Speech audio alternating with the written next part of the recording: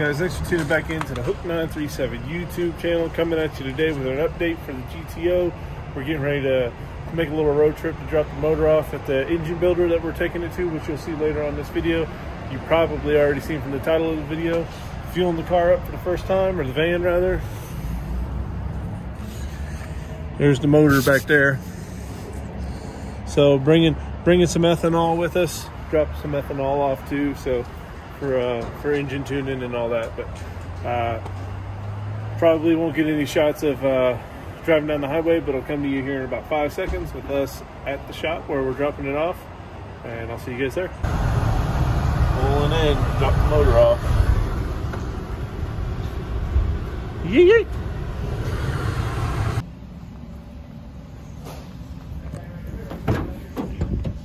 Well, we made it with the motor. I like to think we took it to the right spot. There's Steve himself over there, grabbing us a cart so we could drop it off. Tons of cool stuff going on over here.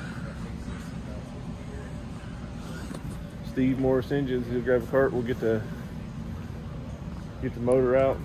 Billet stuff everywhere.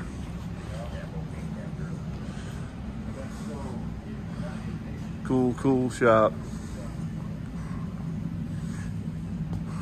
Tons of cool stuff going on in here.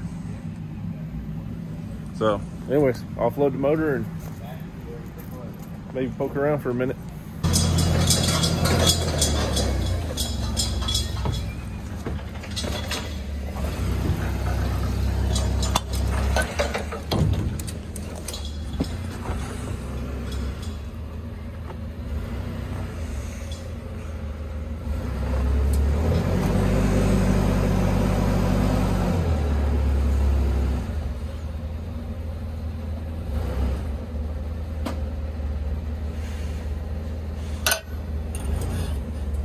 Back.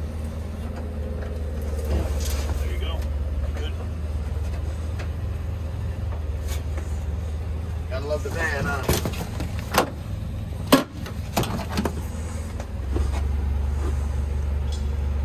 There he goes. Off into good hands.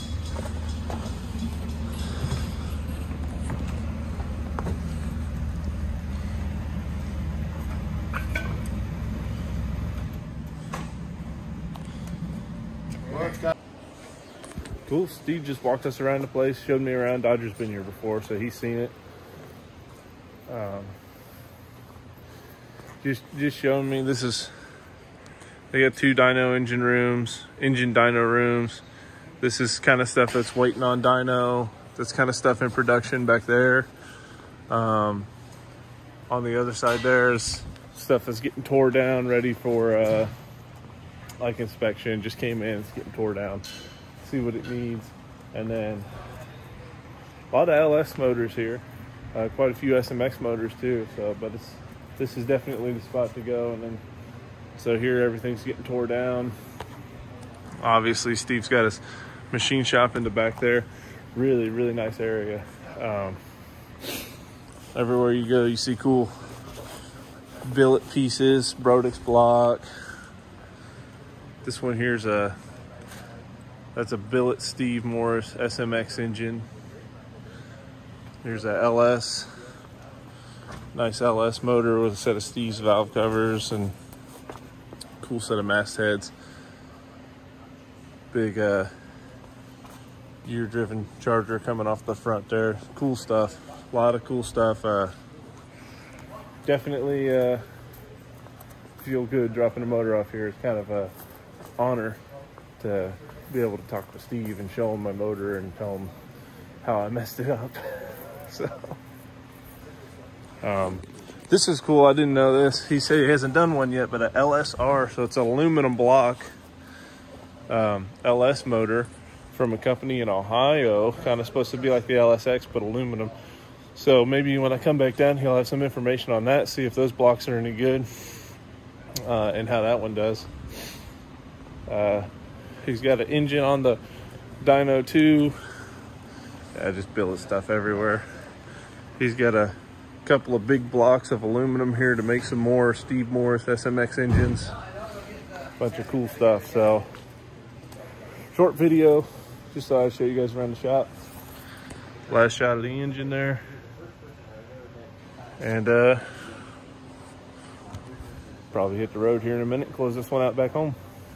What's going on, guys? A couple of days later, back here at the house, there's a couple of things I wanted to talk about with you guys.